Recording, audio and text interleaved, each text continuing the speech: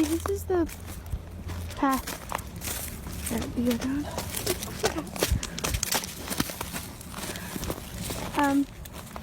There's no path going there, so we have to go down here.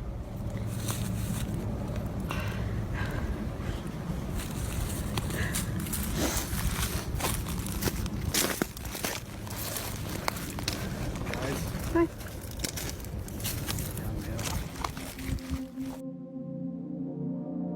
On the afternoon of February 13th, 2017, 13-year-old Abigail Williams and 14-year-old Liberty Libby German set out for a hike along the Monon High Bridge in Delphi, Indiana. The bridge, part of the Delphi Historic Trails, is a popular spot for locals. At around 2:07 p.m., Libby posted a photo of Abby walking across the bridge to Snapchat, marking the last known communication from the girls. Shortly after, Libby began recording a video on her phone. The footage, lasting approximately 43 seconds, shows the girls walking along the bridge. At one point, Libby pans the camera upward, revealing a man walking behind them. The man's presence is subtle at first, but as the video progresses, he becomes more apparent. In the background, a voice believed to be Libby's says, "There's no path.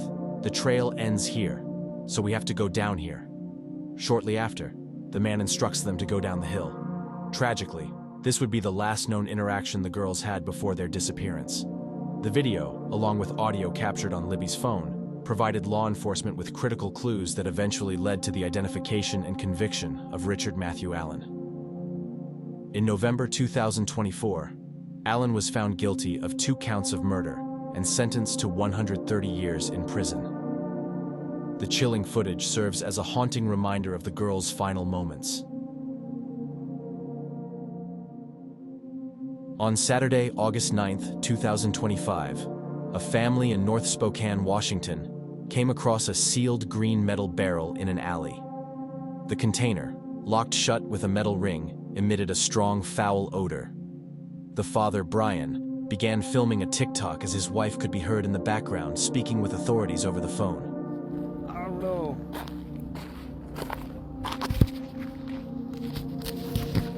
Let's do this again. This smells.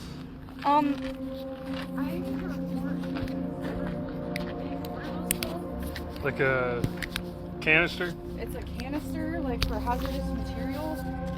It's in the alleyway. When Brian pried the barrel open, the contents shocked viewers. Inside was a murky brown liquid with what appeared to be body parts, including several fingers sticking out of the water. Brian later explained that neighbors told him the barrel had been moved around the neighborhood for nearly 8 months. But curiously, when police arrived, it was reportedly too heavy for anyone to lift or carry. She watches the murder mysteries and she was...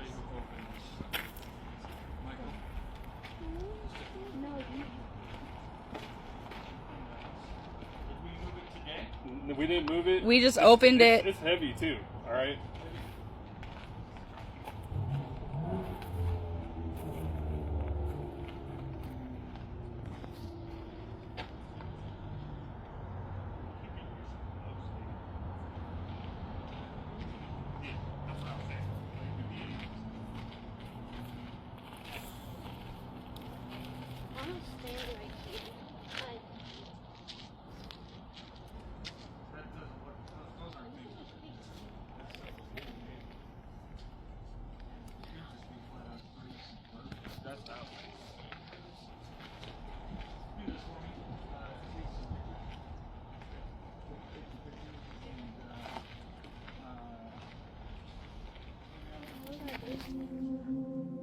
In a follow-up video, Brian showed investigators examining the barrel and removing bones from the liquid.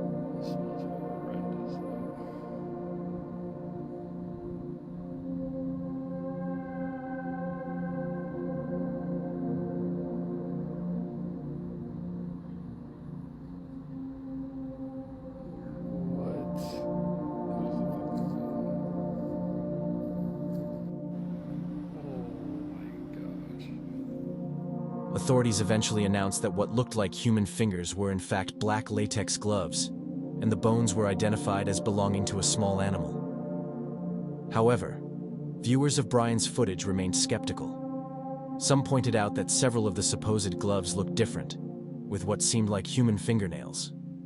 Others argued that the sheer number of bones recovered didn't match the explanation of a small animal carcass. This led to widespread suspicion that investigators might be downplaying the discovery to avoid public panic. Critics also noted that legally, police are not required to disclose all details of an active investigation to civilians, contradicting the assumption that Brian and his family would be told the whole truth immediately. On December 2, 2016, 19-year-old college student Sarah Stern vanished from her Neptune City, New Jersey home after spending the afternoon with her close childhood friend, Liam McAtasney. The following morning, her car was found abandoned on the Belmar Bridge over the Shark River, but Sarah herself was missing. At first, investigators considered the possibility of suicide. For weeks, the case stalled until a stunning breakthrough. While hanging out with his friend Anthony Curry, Liam began bragging that he had strangled Sarah for nearly 30 minutes.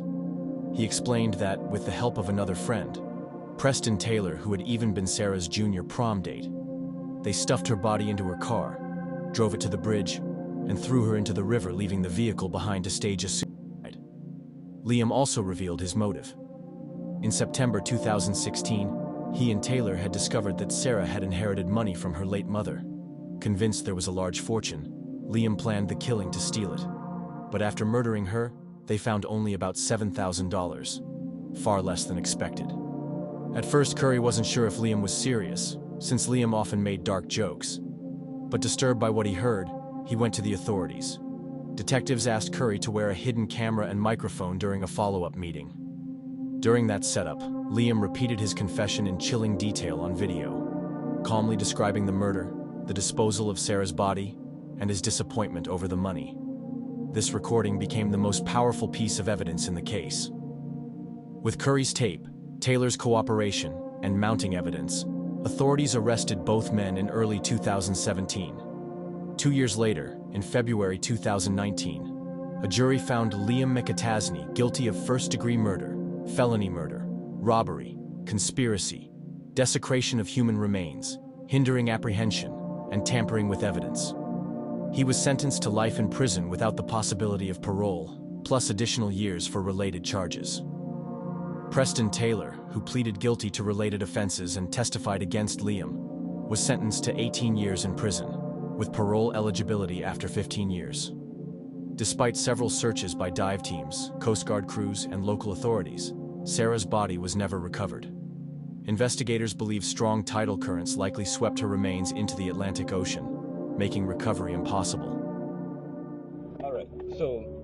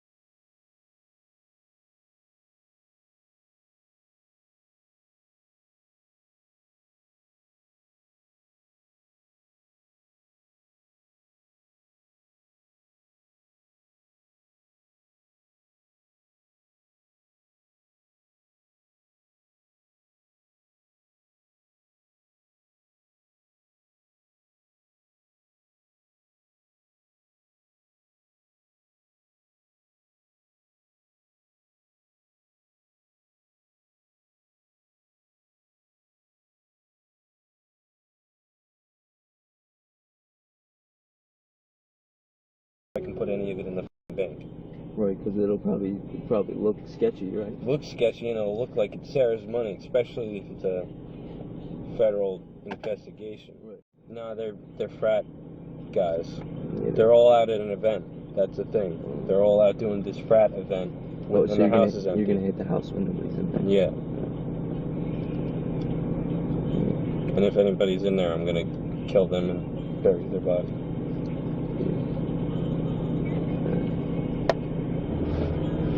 Who's that? Oh, how do you roll this window down? It's over here. Hello. Can you guys do me a huge favor? Give me a ride, like, right down the road? Nah, I can't. I got so much shit in my fucking back. I'm sorry, I can't. Really? Yeah. Please? Nah, I really can't. I'm sorry about that.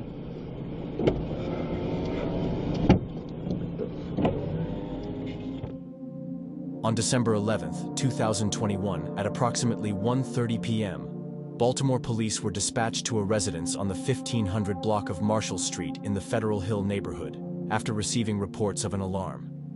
When officers arrived, they discovered clear signs of forced entry. The back door had been kicked in. Inside the home, they found 41-year-old Tara Labang suffering from fatal wounds to the head. She was pronounced dead at the scene. Less than an hour later, and roughly 20 miles away in Columbia, Howard County Police received multiple emergency calls reporting gunfire at an apartment complex located on the 7300 block of Eden Brook Drive. Officers were dispatched immediately, arriving at 2:14 p.m. Upon entering the building, they made another horrific discovery. 42-year-old Wendy Natalie Black had been shot. Just a few feet away lay the body of her ex-husband, 44-year-old Rajai Sharif Black, who had turned the gun on himself after the attack.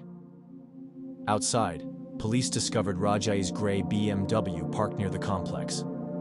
Inside the vehicle were the couple's 2 young children, shaken but physically unharmed.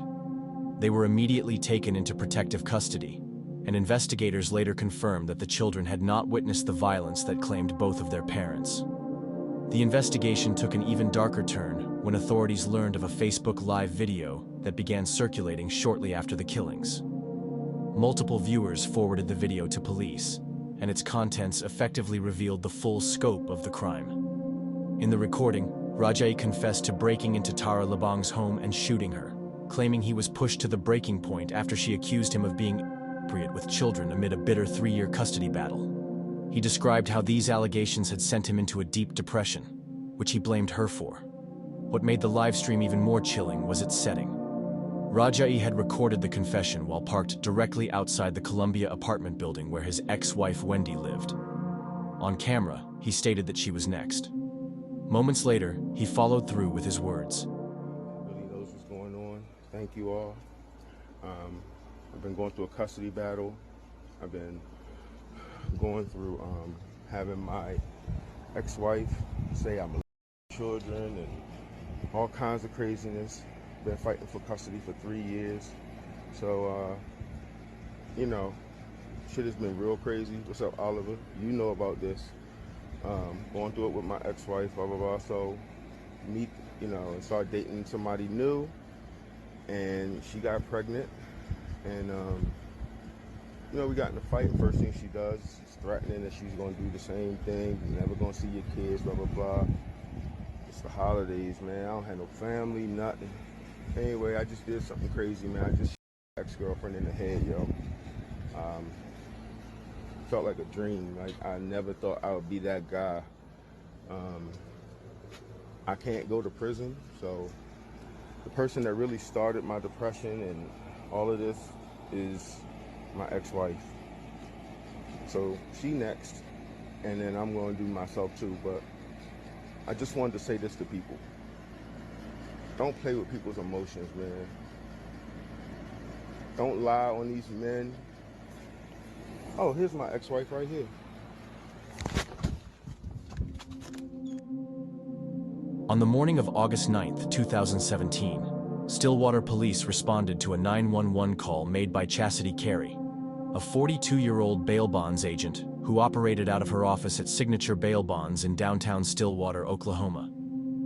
Carey told dispatchers that she had just shot a man on the roof of the town center building. That man was later identified as 38-year-old Brandon James Williams, a client who had been released only weeks earlier on a $35,000 bond, that Carrie herself had posted after his arrest on burglary and drug charges. Carrie claimed she had summoned Williams to her office under the pretense of revoking his bond and returning him to the Payne County Jail. According to her account, an altercation broke out during the process, and she alleged that Williams attempted to grab her weapon. Fearing for her life and for the safety of her teenage son, who was present in the office at the time, Carrie shot Williams once with her handgun. Williams collapsed and died from his injuries. Almost immediately, investigators began to question Carrie's version of events. Witness testimony, including statements made by her own son, combined with video evidence, suggested that the shooting did not unfold the way Carrie described. Police noted that the evidence appeared to contradict her self-defense claim, raising doubts that lethal force was necessary or justified.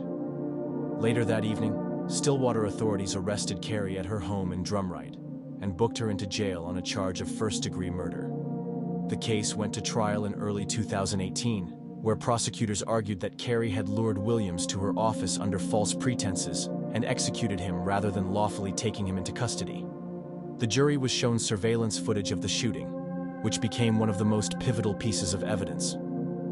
Carrie, however, maintained that she had acted in defense of herself and her son, insisting that Williams' sudden movements made her fear he was going to disarm her. After days of testimony, the jury reached a surprising conclusion. In March 2018, Carrie was acquitted of first-degree murder and found not guilty on all charges. Despite the inconsistencies between her statements and the evidence presented, jurors determined that prosecutors had not proved beyond a reasonable doubt that her actions were unlawful. This is the surveillance footage that reveals how the deadly encounter truly unfolded. Boards are expensive, dude. They are. I'm not even gonna lie to you. I see that pretty little Challenger down there. That. Oh yeah, my Challenger's absolutely gorgeous. Absolutely gorgeous. Mm-hmm. That's freaking like gorgeous. I like it.